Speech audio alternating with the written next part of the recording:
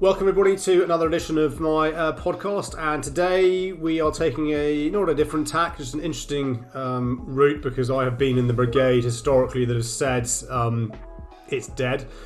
So I'm delighted to welcome Gerry Hill from Connect and Sell, who describes himself as a recovering CRO, unapologetic salesperson, passionate about your early pipeline, and a few other things. Gerry and I's path crossed in the sales borgs, and it's been fascinating looking at those conversations that have unfurled there. And then I've actually been, well, they didn't really get very far, but hosted, no, chaired, I don't know, cold calling conversation, a cold calling competition. So I will shut up. Jerry, who, what, why, when, where, what's your background, what's Connect all and Sell all about, and let's get into this. Background a bit like you, Alexander, ex-blue suit wearing, red tie, red brace wearing recruiter into finance and accountancy, competing shops for Half versus Michael Page. Then made the sort of typical transition smart recruiters seem to make, which is out of recruitment and into differentiated, value-added B2B companies, software services, professional services, management consulting. Failed CRO, successful CRO in hyper growth and early stage companies, ran a turnaround business for a while, and realized I wasn't a particularly good, gifted managing director of my own destiny, and now work inside of Connect and Sell, which was for me a transformational weapon for the companies I built and the teams that I led. So Connect and Sell, we solve for the number one frustration for salespeople today, which is reducing time spent navigating phone directory switchboards, speaking to gatekeepers and admins, and delivering like Uber on demand conversations with named prospects that you want to speak to in your market. Awesome. So you were a Connect and Sell customer before you then went to work with Connect and Sell? Absolutely. 3.5 years, man and boy. Perfect. In the system. So let's call it how it is. Gerry Hill, is cold calling dead? In much the same way as email's dead, as social's dead, as gifting's dead, as writing letters are dead. Everything's dead. Everything's dead. Everything's dead. If everything's dead, how do we start conversations with people? Exactly. No, I mean, it depends on your moral compass and what you feel works for you. The big issue is feeling over fact is often the one thing that seems to govern a lot of leaders today. And a lot of leaders seem to be governed by what their people tell them. Companies make these big assumptions and even bigger bets on channel of choice. But unless you do something really well and you make it relevant, everything's dead. And I think we work in an automation world now, which is asking people to almost be a bit lazy and not think and not deliver value in conversations, or deliver value in email, or deliver value in LinkedIn, or deliver value in X, Y, Z. So the debate then rages. I had success in email, so the only thing that can work for me today is email.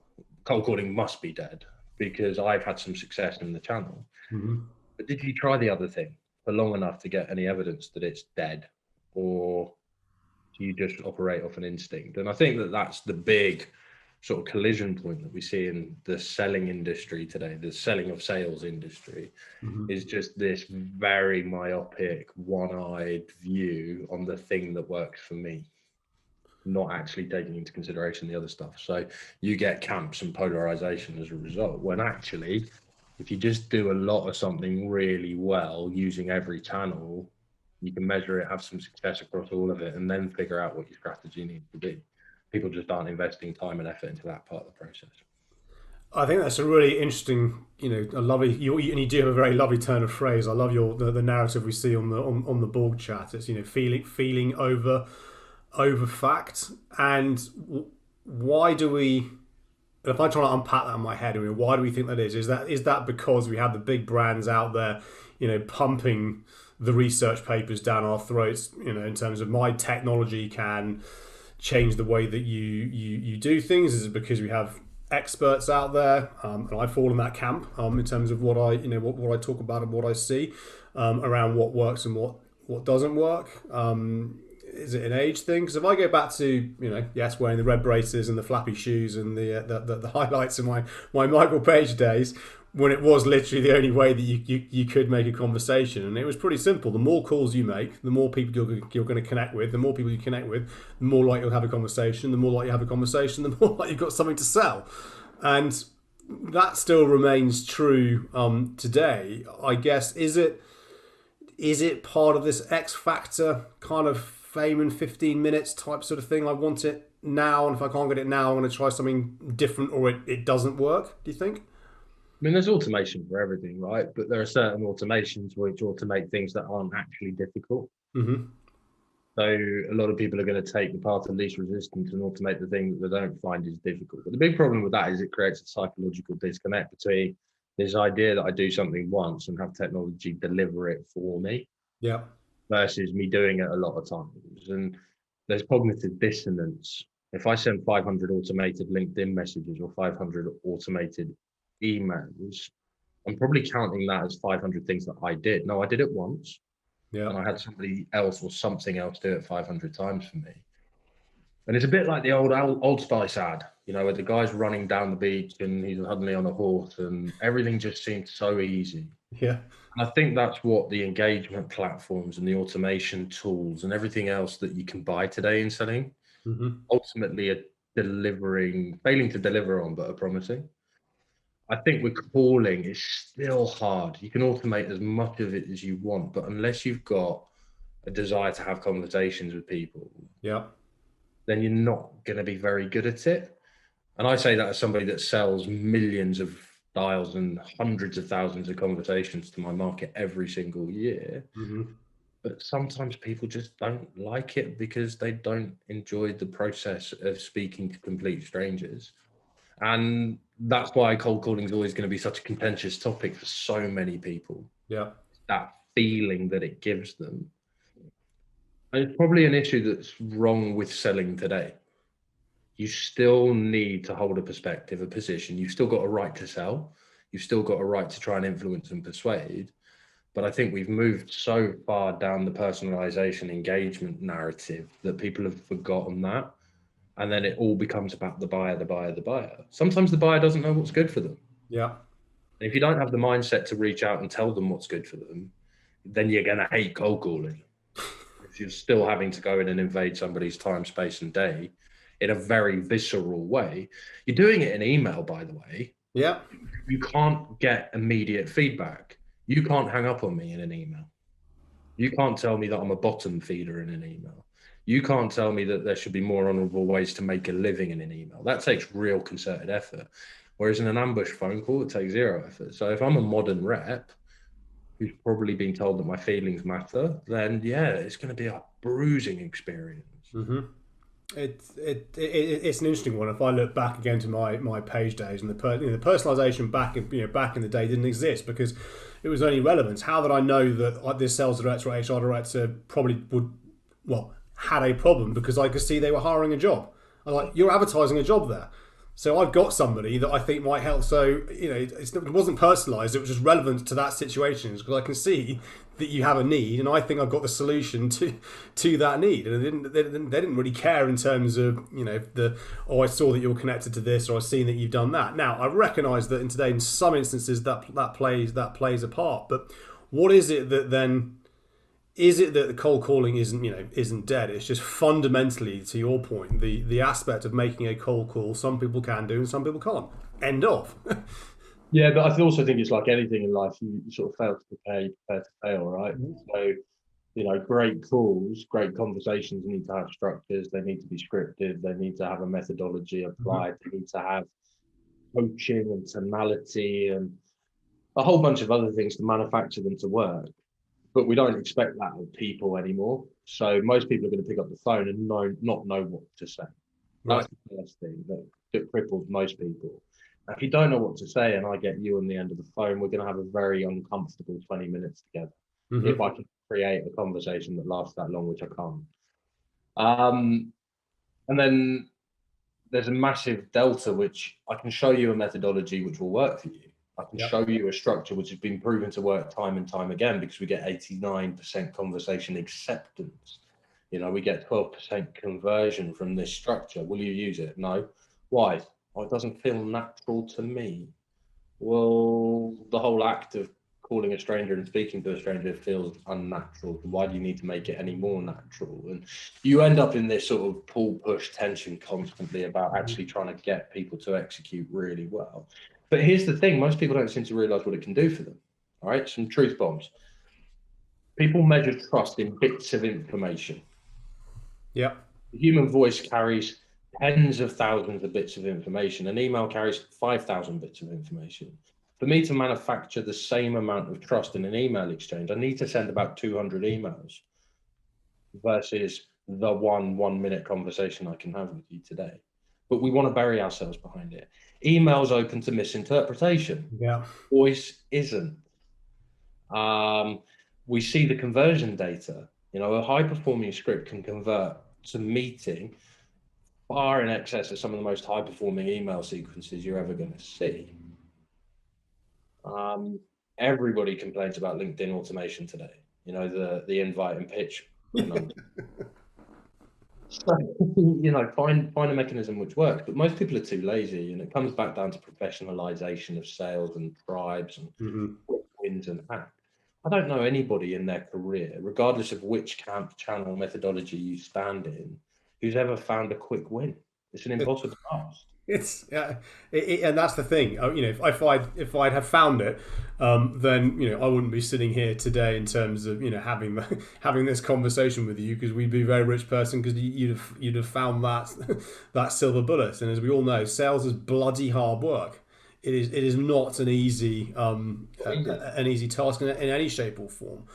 So I think this, and again, I love listening to you and talking to you, because you always make me think around things a different way, and around voice, in terms of how voice can build trust. And look at what's happening with Clubhouse right now. Fireside's coming out, and whatever the Twitter one that's coming out, and where that's going to play in this space, I'm still to be convinced.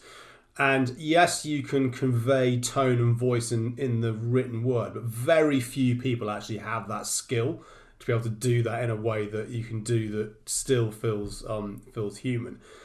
So, and looking again, I remember you, and this is the interesting thing about kind of research, but it was that McKinsey piece that you shared, which kind of caught my attention, is that they looked at 40,000 deals. And it was 82% of those high performers. So the old-fashioned telephone call was more superior at getting someone's attention. Now that was US-weighted data. The European data was slightly lower, but it's interesting out there that out of 40,000 deals that's a decent number statistically, empirically, to go. If 82% of those deals were initiated by a cold call, something's working, right? Yeah, I think it's about what's the objective, though. A lot of people are so short-minded about the runway to success on an outbound program, regardless of your channel. Good friend of mine, Sean Cease, put it really eloquently to me the other day, and I think he published this on LinkedIn. If somebody doesn't give me a runway of 18 to 36 months to execute this strategy, I don't want to participate in the strategy. Okay? If we look at B2B services more broadly, right? Chet Holmes, the economist, writes really well on this. You've got a buyer's pyramid. In B2B, the displacement cycle is normally about 3 years for a service or a product. For innovation, it's probably even less, right? You've got 3% that are in market any quarter that are looking to buy something proactively that looks like something you or I could do for them. Yep. That's very, very, very short odds. Take into account the entire competitive landscape, some of whom might have engaged significantly earlier than you. The opportunity to actually win that 3% is minimal. You then layer in your own win rate and your own sales process, 15% of 3% suddenly becomes even less. What's the actual goal of Outbound? It's to book meetings with people that are inherently curious. Now, that then takes us into a sorting mechanism. If I think about it in Harry Potter context, cold call is the ultimate sorting hat for your market. Because you're going to get immediate visceral outcomes. You're going to get a no, not now. I'm not ready, but give me a call back in 3 months. No, not me. I'm not the right person in my organization, but Sue sits 2 jobs above me. She'll find this really relevant. And yes, you can tell her that I told you to call her. Right? No, not never. They're going to be in that 30% of the market that will never buy anything because they just aren't geared for it. Autumn, disqualify out hard. No, not you. I've heard bad things about you and the company. Reputationally, I'm not going to work with you because I'm happy with my existing vendor. Yeah. That's a no, not you. And then lastly, yes, I'll take the meeting. I've never seen, and I used to be a bit of an email junkie. I've never seen email execute that level of sorting on my market for me. Yeah. Because it takes physical energy for a prospect to email me back. Whereas in a 27-second or a minute conversation or a 2-minute 38 conversation, I can acquire that information and turn it back into something useful for my business, either in terms of marketing, nurture, follow-up, referral, or the meeting. But only if I could have a lot of those, please. Yeah. That's the real friction and why most people hate cold calling, because they hate being sat there strapped to a phone doing this 15 times an hour, one conversation every 90 minutes, 4 conversations a week. We're asking super skilled salespeople to become $5 an hour phone operators. Yeah. What's easy? Go and send an email. What's easy? Go and put something on LinkedIn and count the likes. But none of that stuff's about action. So that's where the tension exists, in my opinion. I think that I agree with you, and I believe, social. I actually, anybody that follows me knows that I hate the term social selling. I just think it's just selling for the 21st century, and social is a part of that channel in terms of your prospecting routes to potentially start a conversation with, as is email, as is picking up the phone, as is carrier pigeon. I don't really care what works, and it always comes back to challenging clients. What are you actually trying to do here? What's the intended outcome here? What's the actual end goal in terms of what you're trying to achieve? I'd be amazed the amount of organisers don't really understand that themselves. It's like, well, this and that. Well, okay, well, if you can't even understand where you're trying to get to, then we can't really just start a conversation of whether this is even the right thing for you. Now, of course, we find ourselves in an interesting world currently in terms of the world of virtual, and you're seeing kind of again all the research papers coming out going digital, this and that. But at the end of the day, it's a human conversation is a human conversation, and without that, you're never going to be able to move forwards. Yes, I'm seeing again McKinsey saying that. Organisations, based on research they did over the summer, I'm guessing around the same time that the piece of research that you put up, that some buyers are now prepared to spend upwards of $1 million contract value in a completely end-to-end virtual cycle. It's like, okay, that then presents an interesting conundrum in my view for the salesperson of tomorrow, if you will. Where do you, and I know there is no kind of answer to this, but based on obviously what Connect and Sell are doing, which is you enable calls to happen at scale, so you are getting those connect rates much higher rather than somebody being sat there and kind of strapped to the phone. But what's Connect and where do we think this may go in the next 5 years or so around this in terms of calls, Zooms, social, Clubhouse? I don't know. Or will this always? I think there's probably a master convergence play, right? And at the macro of the industry, within the next 18 months, we're going to start seeing a massive consolidation boom and an M&A boom being driven by 2 very distinct camps. Yeah. The Microsoft camp, there's going to be a Salesforce camp. And there might be a third challenger somewhere out there. Maybe it will be an independent alliance of some sort. But you can imagine this hierarchy. Salesforce are going to buy Outreach. Yeah.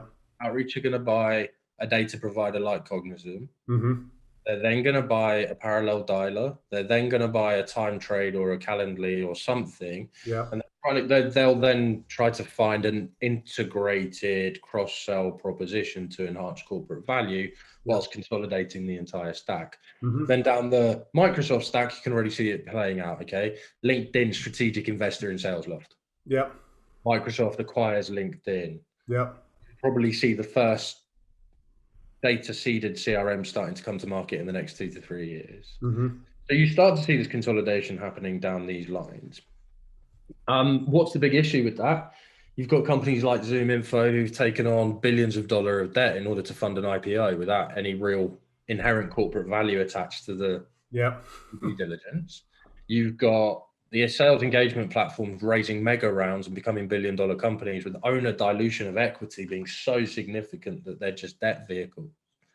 And then you've got ultimately cheap valuation as a result, which is going to make these acquisitions really easy to achieve, because where the founders and the operators and the VCs then got to turn.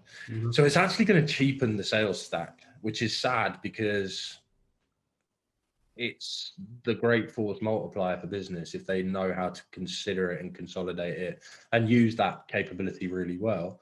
But we're 10 years behind MarTech, and in the UK we're 4 to 5 years on adoption behind the US. So it's a fascinating paradigm that we're all experiencing at the moment. What's the number one goal? I still don't see it from the majority of chief revenue officers I speak to, because they don't think about things from a cost and science point of view, Alex. Yeah. I have a necessary cost in my business, which is I have salespeople that are costing me $400 a day. They're going to do the things that they're going to do. But if I can reduce that necessary cost from $10 a unit of activity to $1.50 a unit of activity, I still think the investment required to make that happen seems expensive. Whereas if I speak to a CMO, they're happy to consolidate that necessary cost of doing business at $10 a unit and try and collapse it to $1.50, because they're striving for revenue attribution. So you've got two slices of technology spend that do converge around the same goal, being bought by two different groups of people with two very different line items of budget attached. The CMO has more, the VP of sales, and the CRO has a lot less. And marketing still hasn't cracked attribution yet. So why do they get more money? It's nuts. Like, the whole thing is so perverse. And I work deeply in the industry, and I get to say that because I sit there tearing my last remaining hair out every day, because the lack of logic just smacks me in the face hard. Yeah, it's the attribution piece. You're so right. I just sit there when people. I've had, a sales enablement person, large tech company, shall remain nameless, which kind of challenged me around social selling and sales navigator, and kind of prove to me this works. And I just said to him, well, prove to me cold calling works, prove to me email marketing works, prove to me any of it works. He goes, what do you mean? I said, if you're not attributing sales conversations and meetings in a CRM system, you can't prove any of it. And he kind of sat there and went a bit quiet and went, never really thought about it from that point of view. And I'm thinking, how much money are you spending on stuff? And you don't even know that it's working. To your point around the consolidation piece, so the interesting conversation with Seth Mars from Forrester around their take on guided selling, which is exactly kind of what you talked about. It's this consolidation of the sales and marketing stack, AI, technology, bringing this all together to the point that you will have the data points. You'll know where the 3% is. You'll know where they are in the buying, in theory, where they are in the buying cycle. You'll know who to talk to, when to talk to them about what.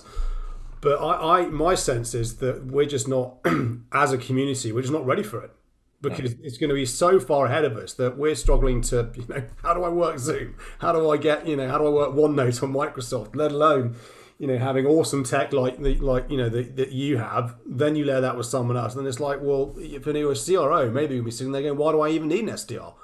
Why do I even need this person if it's going to be that automated? But does this then fit in with what the buyer actually wants? And I do agree with you. Sometimes the buyer doesn't know what they want, but one has to also kind of understand that there is an expectation between them and us around what they want that journey to be.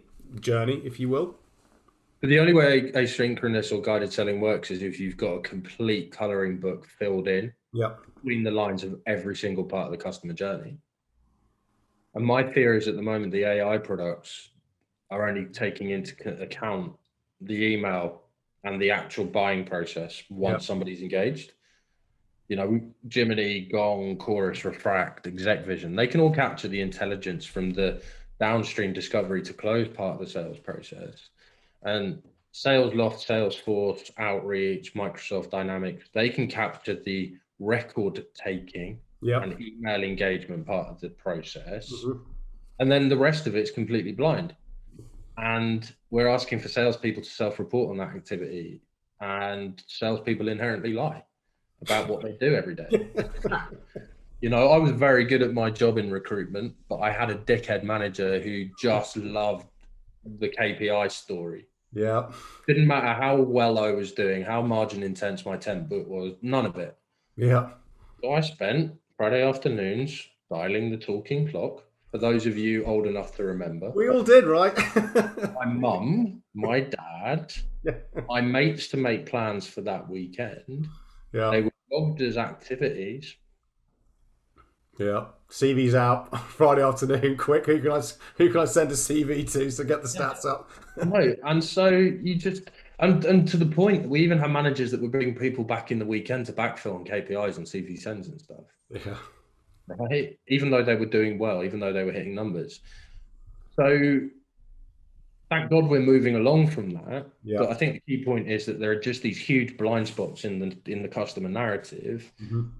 The conversation is still a significant part of originating pipeline and opportunity, and nobody's willing to have a conversation about how to uncover that blind spot. And it's because the best marketing budgets are winning the war for minds right now. Yeah. And they're winning the war for minds in an interesting place, not the place that you or I would necessarily have expected, and that's RevOps. Yeah. Well, it's just, and again, RevOps is an interesting one in terms of, for me, it's just sales enablement 2.0, or it's just the next iteration of what they should be. Back to my point around social selling, digital selling, modern selling, virtual selling, guided selling. It's just selling, right? At the end of the day, it's just sales. It's just selling. Yeah. It was quite funny after you pushed the Forrester interview the other day. I read it and I thought it was really good actually, and I like their perspective. But then it got me thinking. I went up into my back garden and I was taking a few swings with the golf club just to burn some energy. And I was like, Christ, we haven't even cracked sales 1.0. We haven't even cracked ABM. We haven't even cracked ABS. And now we're jumping out to guided or asynchronous selling. Literally 1.1% of sales leaders in the world would have the capability to implement that next step change. There's still 95% of the market that hasn't even got to grips with a rationalized step-by-step process that they've got documented and written down. So why do we keep jumping so far ahead of ourselves? I agree. And I remember when Outreach got the valuation during the height of that, the height of the pandemic in the summer, it's like north of $1 billion. I was like, what? People somewhere are either telling a really good story, or they think that this is the future of where it's all going to go. So either it's going to go, or it's going to go pop, and then people are going to have some egg on their faces. But the Salesforces and the Microsofts were never going to let that happen, because they can just swallow the risk. I mean, everyone raised an eyebrow when Microsoft bought LinkedIn for 26 billion. I think it was worth like 3 on paper or something to that. It's about where you strategically place the premium, and so much of this is driven by the MBAs and gilets rather than the actual operators. That's not a gilet you're wearing, though, is it? I'm a keen wearer of a gilet, but I wear 100 gilets, not Patagonias. So I think the key point there is, though, that it's really easy to model potential in the spreadsheet, but unless you actually understand the situation on the ground of what the actual total addressable market of your sales technology is, for me, the sales engagement platforms can only ever grow within the high growth company community, which is technology companies. Yeah. One of my benefits of speaking to so many people at Connect and Sell is actually we've got broad utility across most B2B segments, industrial, capital goods, any of it. Yeah. If I'm strategizing at outreach, my big conversation piece in the boardroom, if I was Manny Medina, would be sitting there going, how do we create an inside sales and SDR culture for the big manufacturing companies? Yeah. Because they now have to create that to go and take that next market. Yeah. Whereas for something like Connect and Sell, we just say, do you put a premium on having conversations with people in your market? Do you want to make that more efficient, cheaper, and easier? We don't have to create a category because it can apply to any salesperson in that organization. Yeah. And that's kind of where these big valuations are painting themselves into a corner, is they now need to go and create new categories in markets that would never, ever consider using email as a channel. Yeah, that's a really interesting point, and I hadn't considered it from that point of view. And I'm learning all the way, listening to you and listening to obviously everyone in the sales balls kind of talk, and it comes full circle back to this tribalism that seems to be appearing bizarrely on social media, where people are saying this doesn't work, but I'm going to talk about it on the platform that I say doesn't work, which then is like. I am eternally grateful to LinkedIn because it does two things for me. It allows me to have a voice. I'll never say social selling doesn't work, because it does. I can attribute 18 to 19% of my pipeline last year directly from LinkedIn posts that I made. That's awesome. But none from prospecting. Yeah. So I didn't do any social prospecting. I'd never used a message to go out and introduce myself to somebody at all, unless I'd spoken to them and using Connect and Sell first. Yeah. But just those little snippets of insight around my activity or conversations that I had or thoughts, 19% of my number last year came from people going, I'm curious about this, Gerry. Can you tell me more about how you did it? Yeah. And so that's awesome. That's 20% of my funnel. Another 15 to 20% on inbounds. That then leaves me 60% on outbound. Yeah.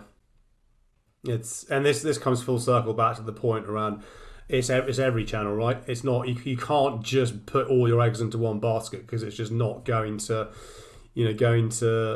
work. So it's been an absolute joy talking to you. I could talk about this for forever. If you want to find out more about what Connect and Sell does, then absolutely please do, because I've seen it. I've seen the tool in action. There are YouTube videos which I will attach to this. But where can people find you, Gerry, to learn more about what you can bring to them and how what you do can help drive pipeline? So my UK number is 07702 034 081. I'm a willing acceptee of cold calls from people, so please feel free to call me. Email address is gerry.hill@connectandsell.com, all one word, and then LinkedIn, Gerry Hill. Perfect. And Clubhouse, but I don't know what my handle is for that, so you might find me in Clubhouse, which I'm now starting to toy with a bit more. Yeah, let's not get started on Clubhouse. I look at some of that. I just wonder how people are actually doing anything other than spending time on Clubhouse. I find it's really good just to listen in when I'm changing baby nappies and baby. Otherwise, I just treat it like a podcast almost. No, it is. I've done that once, and then I was invited to stage without realising I was invited to stage. Yeah. People was like, oh shit! You want me to actually say something? Awesome, Gerry. So, in short, cold calling isn't dead. To your point, everything's dead if you can't prove it works and you can't attribute what you're trying to achieve, I guess. Yep. Awesome. As ever, thanks for listening. Thanks for tuning in. If you want to be on this podcast, you know what to do. Just send me a message, connect with me. Please do follow up and connect with Gerry. I'll be intrigued to find out if anybody has cold called him off the back of this. But from Gerry, awesome. Thank you. I'll see you in WhatsApp. And for everybody else, I'll see you next week on the next episode of this podcast. Thank you.